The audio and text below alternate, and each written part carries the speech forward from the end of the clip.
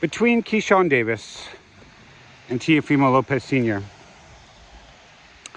there had been an occurrence that had happened that had caught the attention of many boxing fans, myself included, in which now I've heard a few different versions of this story, and it seems unclear what had really happened between Teofimo Lopez Sr., Keyshawn Davis, Teofimo Lopez, and others that were involved. So, the first part of the story that I had heard, the original version, was that simply Keyshawn Davis had knocked out Teofimo Lopez Sr., and Teofimo Lopez was standing right there and didn't do anything about it. Standing right there, plain sight, watching his pops take a knuckle sandwich that drops onto the ground, and he didn't do anything about it. So that's the original version that I heard. But then more information surfaced in which Teofimo Lopez and his father, on an interview, were asked about the situation involving Keyshawn Davis knocking him out, and Teofimo Lopez had completely denied that this even happened at all. He proclaimed that Keyshawn Davis never punched him, that instead he had gotten into a squabble with Coach Kenny. He got into a squabble with Coach Kenny, and according to him, over the excessive use of the N-word, that part I believe. And from his side of the story, Coach Kenny kind of sucker shot at him and blindsided, like rush attacked him and kind of caught him by surprise. And he was still able to fight Coach Kenny off of him while striking him with an elbow, according to him. But even before and after that, Keyshawn Davis still reiterates and doubles down that he indeed did knock out Teofimo Lopez's father, and even others around that knew about it and saw it are still proclaiming that it did indeed happen, and even going as far as to taunt Teofimo Lopez and telling him, how come you didn't do anything about it when you're standing right there and your father's sitting there getting whooped on? And so what kind of man does that make you? You're gonna stand there and let your father take a beating from a man your age? So, with two different opposing sides to this story that are both 100% different, neither story matches up to the other side of the story.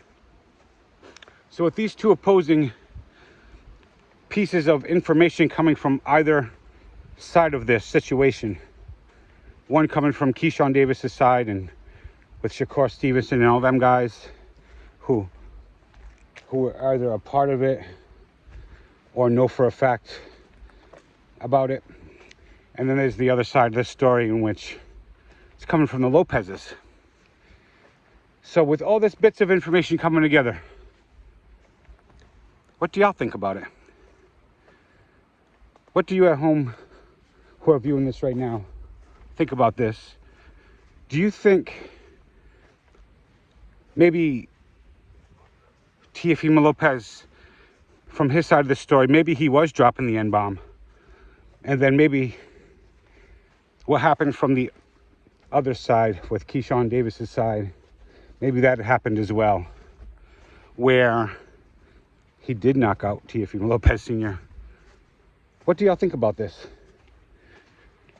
Did Keyshawn knock out Teofimo Lopez's father? And if so, did Teofimo Lopez stand idly by and watch his pops get one-shotted? Drop a comment below. I want to know what y'all think about this. Smash the like button. Smash the subscribe button. And we ain't done yet. We ain't done yet. I'm just getting cooking. Because we're going to move on to our next topic, which is Gervonta Tank Davis, Lamont Roach, and Shakur Stevenson. You got that right. These three fighters are going to be my next topic. And how am I going to arrange that? Well, Shakur Stevenson and Tank Davis are both the upper echelon of 135. And one of these fighters just took what appeared and what should have been an L to Lamont Roach, and that was Gervonta Tank Davis. But both of these fighters share something else in common, in which they both want to face Lamont Roach, both for two different reasons. And so, the two reasons that are different from each other that they both share, well, they both have. One, Gervonta Tank Davis, he needs the match. He desperately needs the match. So that's different, actually. Gervonta Tank Davis is desperate for that match. And he needs it simply because of what Lamont Roach had taken from him. Lamont Roach, in his last match with Gervonta Tank Davis, he reached out, he grabbed something, and he took it. He took it. He took Gervonta Tank Davis's mojo. He took his soul. He took his game, his pride. And a lot of people think it should have been his undefeated record. So, with that, all that just happened to Gervonta Tank Davis, just by the hands of one man, Lamont Roach, that came from 130 pounds, moved up to face what many people thought was the baddest man at 135. I didn't think that. I always thought Shakur Stevenson was the best fighter in all of boxing. But some people, casuals mostly, and a few hardcore fans that know what they're talking about. I'm not going to sit there and say all Tank fans are casuals. A lot of them are some of my homies, and they really know what they're talking about and can throw down a good debate. But the problem, Gervonta Tank Davis doesn't leave no meat on the bone for his defenders. He only leaves the meat on the bone for people like me who criticize Gervonta Tank Davis. And there's a whole wide world of bones with meat on them for me to choose from on this topic with Gervonta Tank Davis. So, Gervonta Tank Davis, he needs to make this match with Lamont Roach just to get back what was taken from him, from Lamont Roach. All that was taken from him.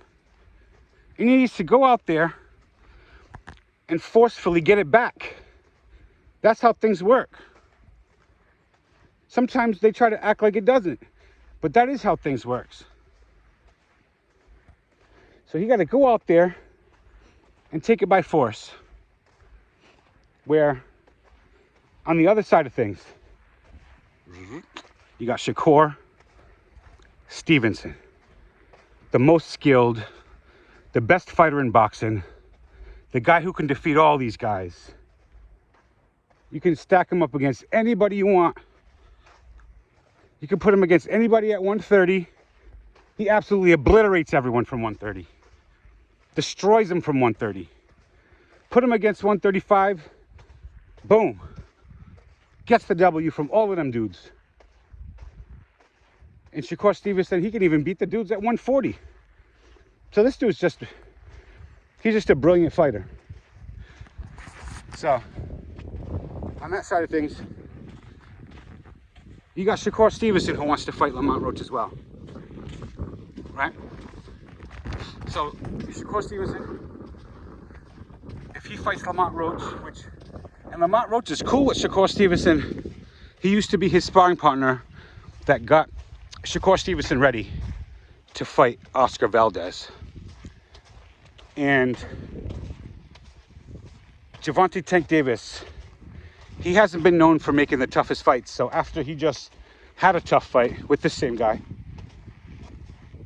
many wonder, will Gervonta Tank Davis be a little too slow on the gas pedal when it comes to this situation? And if so, would Shakur Stevenson be able to swoop down? Will he be able to swoop in and just take Gervonta Tank Davis's meal ticket? And also his ticket out of this mess. Yeah, I said it. The ticket out of this mess that he found himself in. That's what Shakur Stevenson will be taking from Gervonta Tank Davis if he faces Lamont Roach. And Gervonta Tank Davis doesn't want that to happen, because he doesn't want to see what it looks like when a real fighter faces Lamont Roach. He doesn't even want to know what it looks like. He doesn't want to look at the match and watch Shakur Stevenson beating on Lamont Roach, outclassing Lamont Roach. Gervonta Tank Davis doesn't want to see none of that. Why? Because how it will make him look, how it will expose him, what level it will put him on. Because remember what I said from the beginning. There's levels to this. There's levels to this. And which level did I have Shakur Stevenson on? The top level. Did I have Tank with him? No, I did not. I have Tank below Shakur Stevenson, right where he belongs. So, if Gervonta Tank Davis doesn't grow some balls and fight the guy that he already fought, now that he knows how tough the guy is and how bad his style is for him, which everybody, and I've been saying this, Lamont Roach is a 130-pounder. Nothing for Shakur Stevenson. Something for Tank. Nothing for Shakur Stevenson could still be something for Tank.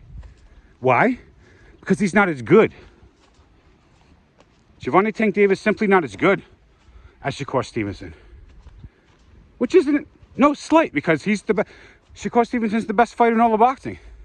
So you're not going to be as good as the best guy. How can you be? If he's the best, then you're going to have to be below him, right? So, Shakur Stevenson, he may swoop down and steal Lamont, the Gervonta Tank Davis killer, Roach. He may swoop down, scoop him up, and steal him from Gervonta Tank Davis. And if that happens, he's going to defeat Lamont Roach. Shakur Stevenson, he'll defeat Lamont Roach. And everyone will be saying, this is the guy that Gervonta Tank Davis struggled with? Exactly. There's levels to this. So, what do y'all think about that? I'm going to do different segments in this one. What do y'all think about that? Do y'all think? Drop a comment below. Drop another comment below. Do y'all think Shakur Stevenson will swoop down and steal Lamont Roach from Gervonta Tank Davis? Do y'all think Gervonta Tank Davis, maybe he'll face Lamont Roach and beat him? Or do you think Lamont Roach will beat him? Just drop a comment below about that subject. And we're going to move on to the next subject that a lot of people have in the back of their minds, because it's coming up. And y'all know it's coming up. It's going to be exciting. And that's after Devin Haney and Ryan take care of their business, whatever they do. From what I hear, that match is going to happen no matter what. So that match, that's going to happen whether they win or lose. At first, I was being told that match was dependent upon wins and losses, so it wouldn't happen if the wrong person won, or lost. So if Devin Haney lost, or if Ryan lost. Originally, I was being told that the match between Ryan and Devin wouldn't go down. So now, I heard that's changed now, and from what I hear, that match is going to happen either way. So, with that big of a match coming up, with the first one being so exciting, with everyone being interested in the outcome of the second, then what do I think will happen as Ryan Garcia, he gets in the ring again with a dream, Devin Haney.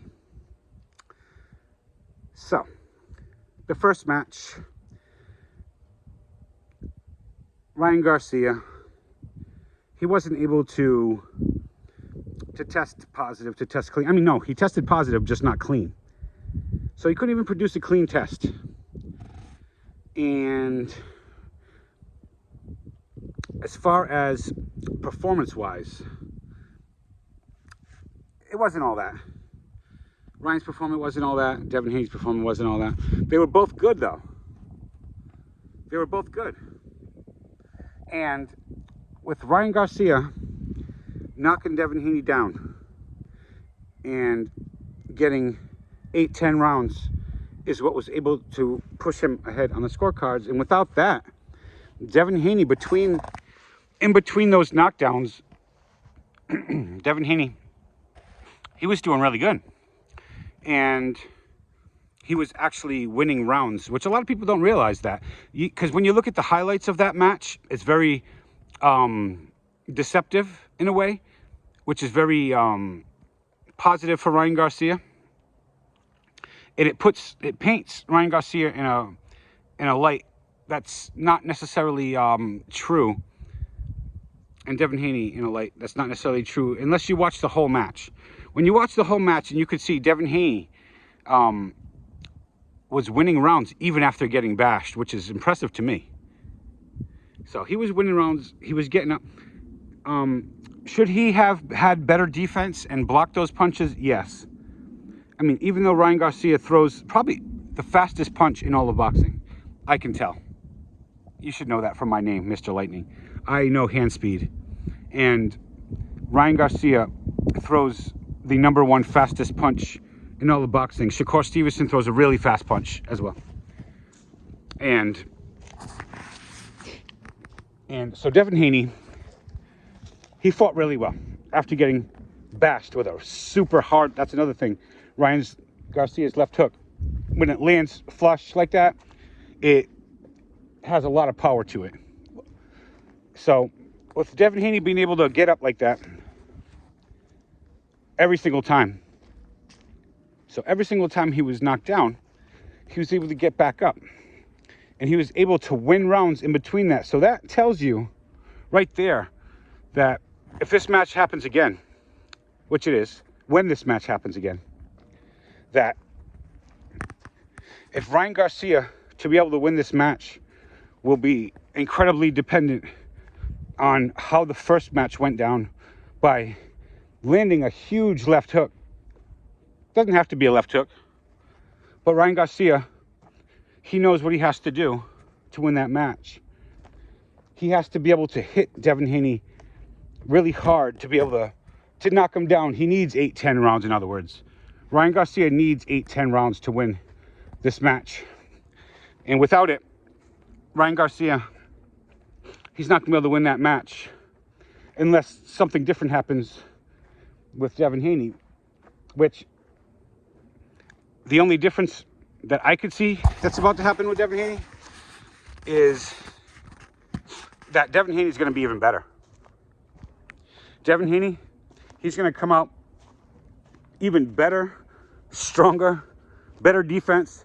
He's going to be ready for Ryan Garcia's punches way more than the last time, because he's going to be trying to avoid getting rocked with that left hook. So I'm sure he's going to have that hand like cell phone or higher or in, and he's going to have that glued. That's what I would tell my fighter, to make sure they pay attention to that left hook, but don't get baited in by the left hook also, because he may use that left hook as a bait and then never throw it, and then pow, and then come across with a right hand over the top. So either way, with all this chess happening in between, right? Ryan Garcia, sometimes he's kind of a mystery, where he's always a fantastic fighter. I mean, his resume ain't really shit. You know what I mean? Besides Devin Haney. I believe Devin Haney, if that win had counted, that would be the #1 best, of course, the best win on his resume. But besides that, the guy's not even a champion. But as far as entertainment value and other things, such as like improving himself and coming out and getting the W's, I'd say he's been doing a pretty good job of that. But as he jumps in the ring again with someone like Devin Haney, who had everything laying on the line. Devin Haney had everything laying on the line. And Ryan Garcia went out there and did what he did, and it made the whole thing kind of come crashing down in a way for Devin Haney. And with Devin Haney having that on his mind, there's going to be a certain level of preparation that's going to take place from a hardworking guy like Devin Haney, that's going to have him ready for this match like no other match that he's ever had. And he's going to go out there with tight defense. He's going to have a really great game plan, which I'm not going to try to dig into that and then try to give that away. We're going to keep that a secret, because Devin Haney's going to go out there and get the W against Ryan Garcia, who will also fight well in that match. And that should be a good one. So what do y'all think about that situation? Devin Haney versus Ryan Garcia. Who comes away with the W on that one? Drop a comment below. And for my next topic, we have another topic before we go. For my next one, it's going to be about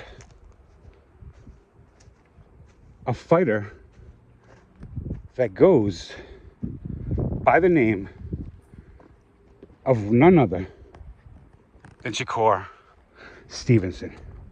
That's right. We ain't covered Shakur Stevenson enough, because there's never enough. There's never enough Shakur Stevenson coverage. So this time, we're going to get into Shakur Stevenson is the most highly ducked fighter in all of boxing history. All of boxing history. He's the most highly ducked fighter.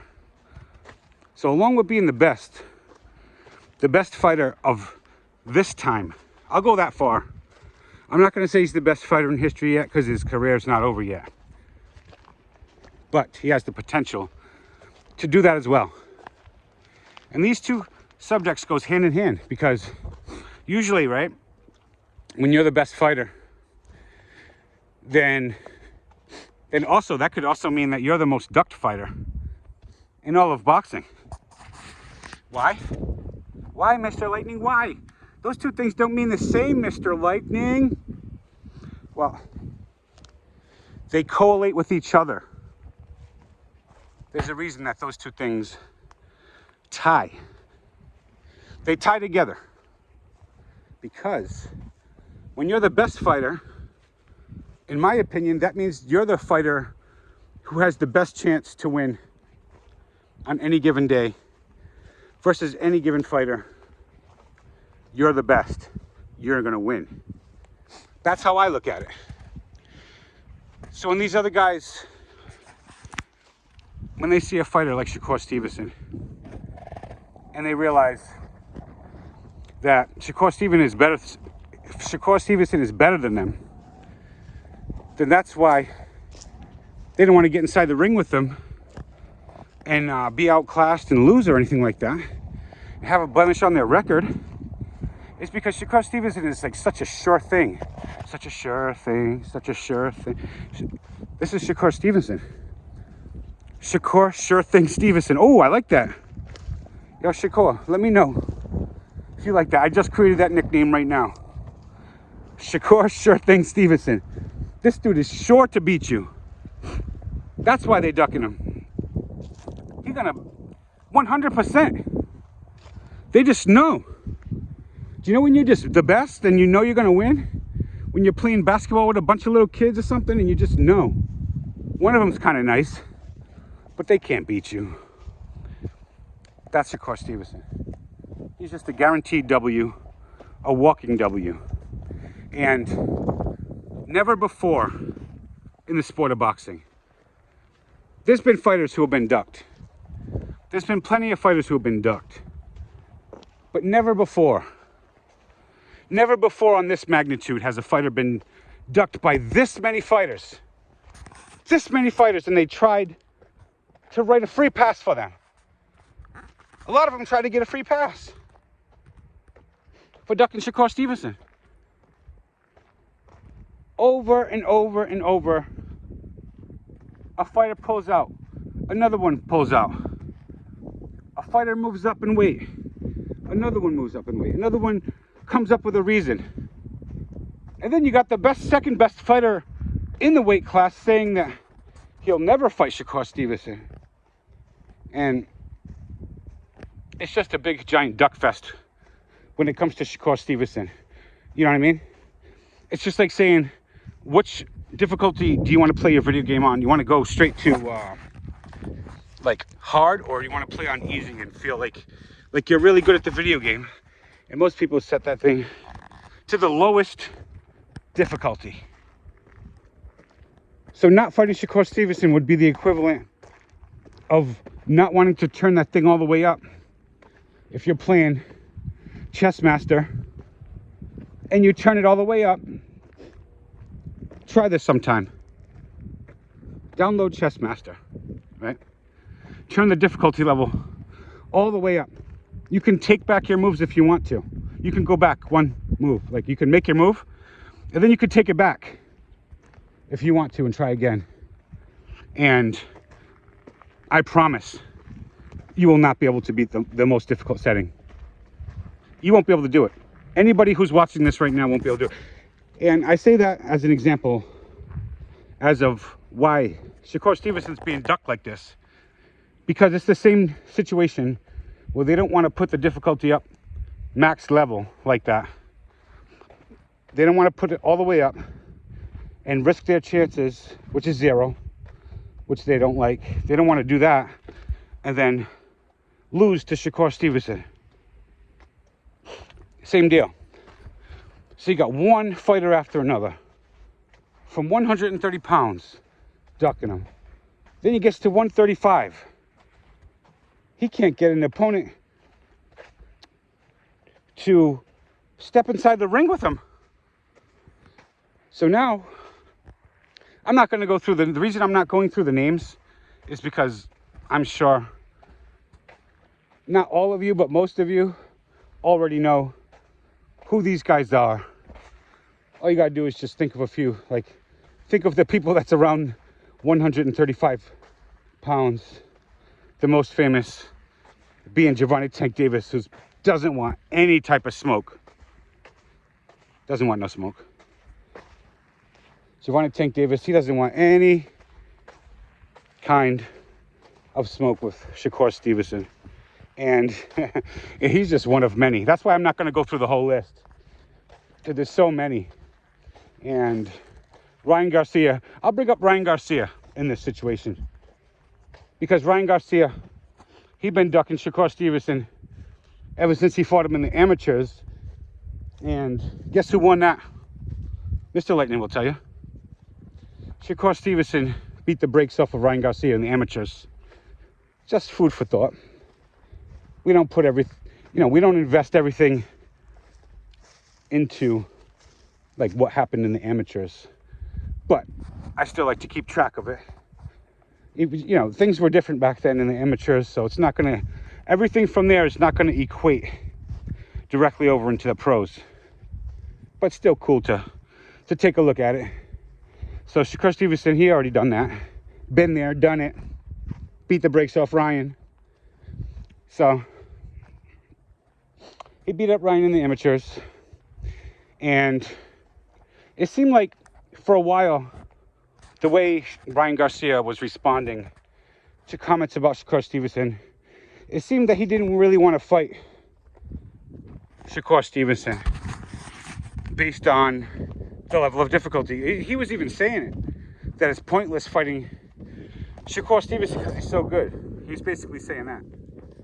And now, just recently, with Shakur Stevenson making so much more noise than Gervonta Tank Davis, and this is Gervonta Tank Davis and his fans' fault, because Gervonta Tank Davis and his fans, they amped up Tank on such this high pedestal while trying to degrade Shakur Stevenson. So it's their fault. Everybody has them to blame.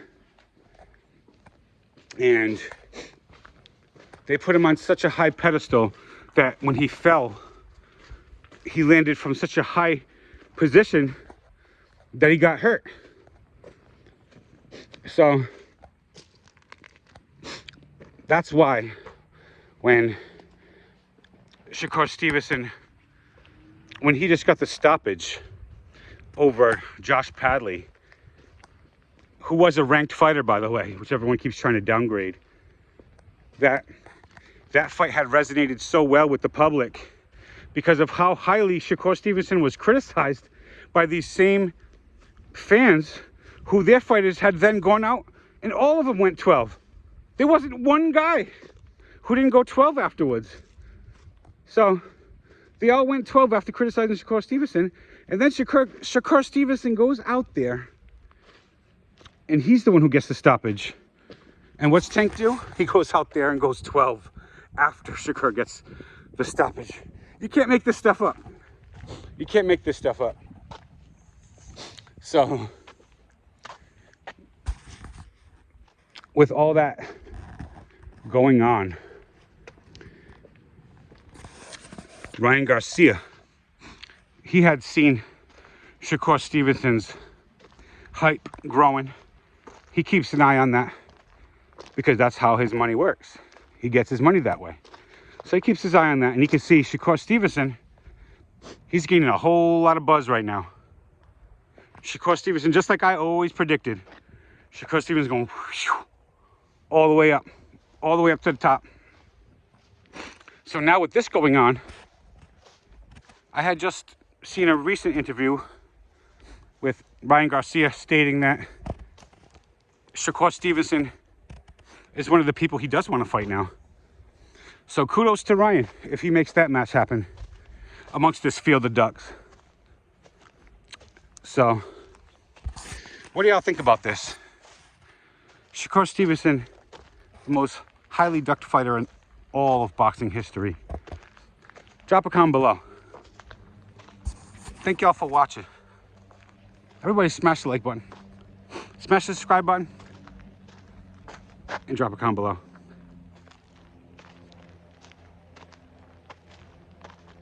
And don't be a little bitch.